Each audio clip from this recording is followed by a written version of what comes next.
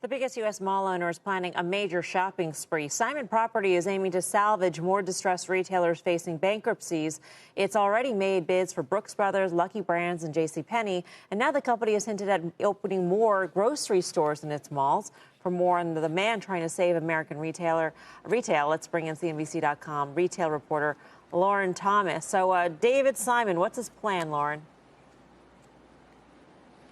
Yeah, no, it's really fascinating to watch this all play out. And Simon did report earnings yesterday after market close. And one of the biggest takeaways was that Simon, the biggest mall owner in the country, is looking to do more of these deals, beyond what you already mentioned, where it has made bids for Lucky Brand as well as Brooks Brothers in a partnership with Authentic Brands Group. And we're still waiting to see if Simon, in a duo with Brookfield, another mall owner, they are potentially could be the winning bidder for JCPenney. But David Simon said yesterday evening on the conference call that they're still looking for other opportunities. But he said they're going to be selective, and he's only doing this if Simon sees a way to make money.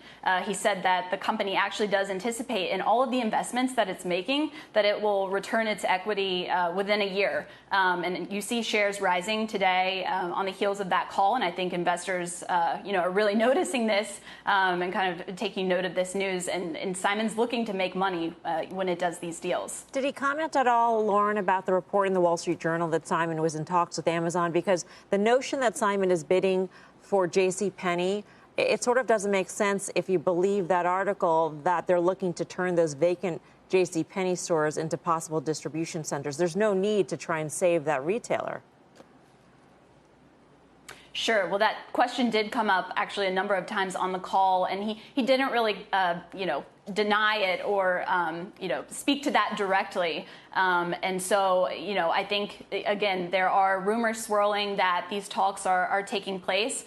When I speak to sources and the folks that I've spoken to since that report came out, they say that they don't really see, an Amazon warehouse going into many department stores. Maybe there's a store here or there where that would work. But there are actually a lot of hurdles that Simon, as well as Amazon, would face along the way in making this work. Zoning requirements, that entire space would have to be rezoned. I think you mentioned grocery stores, and that came up on the call, and that is one potential new use, I think, for some of this space. It's still a retail use, so Simon would not have to rezone an entire department store, for a grocery store to move in. And the hope would be, of course, that it would drive more traffic to the mall and maybe be better for everyone in the long run. And Amazon is looking, as we've reported, I know, to grow some of its grocery concepts still across the country. Yeah, and turning stores, anchor stores, into distribution centers would probably trigger a lot of co-tenancy clauses as well for some of the other tenants existing in the malls. But, the thought of a Simon Property opening a grocery store, Simon Property is known as the best of the best in terms of retail locations. They've got the more upscale sorts of malls. This would really bring down sort of the neighborhood, so to speak. Well, I think you could look at it both ways. I mean, what's been pointed out to me multiple times is if you look at other countries compared to the U.S., many malls, even in Latin America, I remember on a trip I went there, and you go in a mall, and it's very common for that mall to have a grocery store. I think folks have told me that the U.S. in that sense is kind of behind the trend.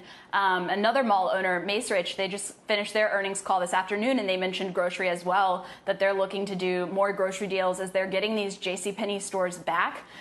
You think of movie theaters and all of this other stuff that typically has moved into a mall to take extra space, and now with the pandemic, it's I think a lot of that is up in the air, and so these landlords are trying to turn to other uses that still make sense.